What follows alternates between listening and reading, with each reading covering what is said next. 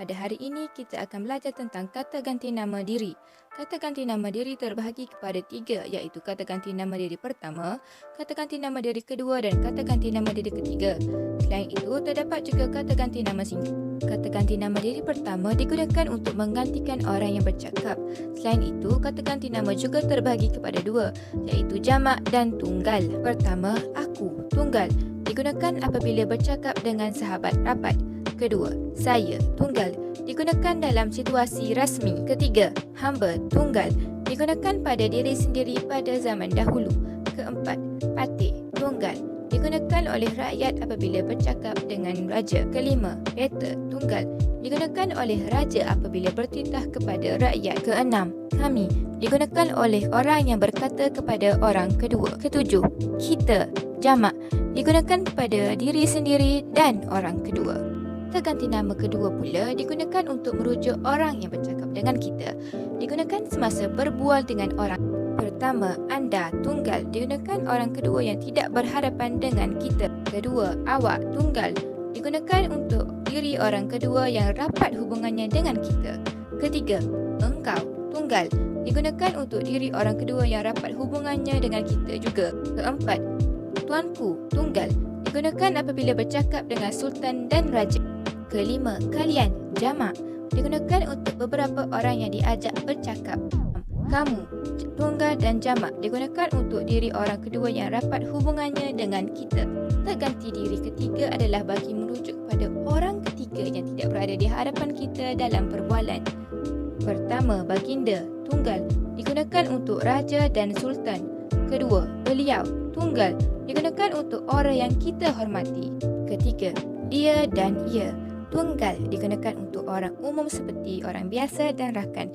Keempat, mereka, jamak, digunakan untuk orang yang sebilangannya lebih dari seorang. Ini ialah contoh penggunaan kata ganti nama. Hai, kamu pelajar barukah? Ya, nama saya Cincin.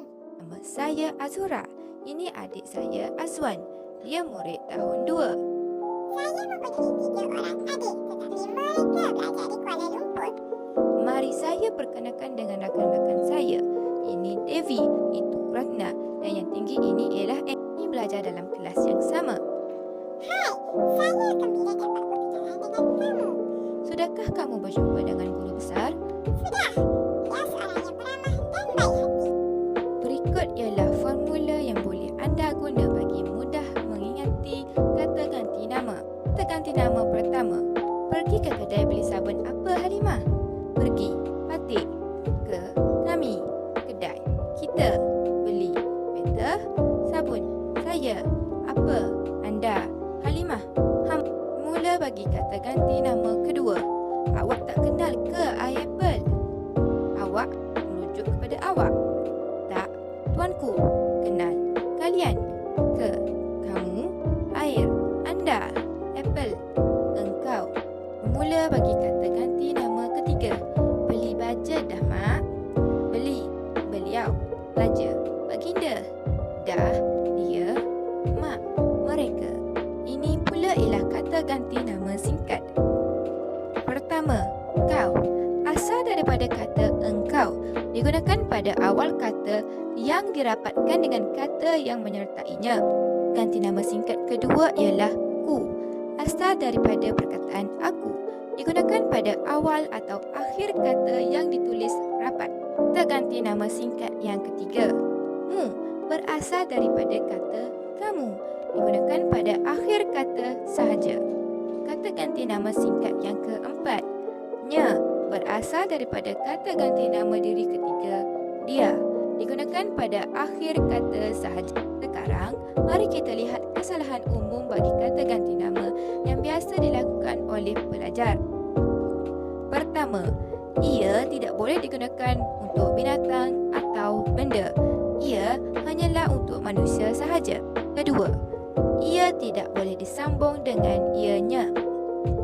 Ketiga, kata ganti nama tidak boleh digandakan kecuali tuan, puan, saudara-saudari dan encik. Empat, singkatan mu dan singkatan ku mesti dicantumkan dengan objek. Kelima, Tuhan mesti dieja dengan huruf besar. Nya untuk kebutuhan mesti ada tanda sengkang dan huruf besar. Keenam, ia dan dia tidak boleh digunakan untuk orang yang dihormati atau yang lebih tua. Dalam konteks ini, kita hendaklah menggunakan beliau. Ketujuh, beliau tidak boleh digunakan untuk orang jahat atau kanak-kanak. Kelapan, tidak ditulis rapat kata ganti nama diri singkat dengan kata yang menyertainya. Yang kesembilan, tidak boleh menggunakan kata singkatan sebagai subjek ayat. Alhamdulillah, kita sudah sampai ke penghujungnya. Diharap anda semua dapat menerima sedikit sebanyak daripada perkongsian saya pada hari ini. Sekian, terima kasih.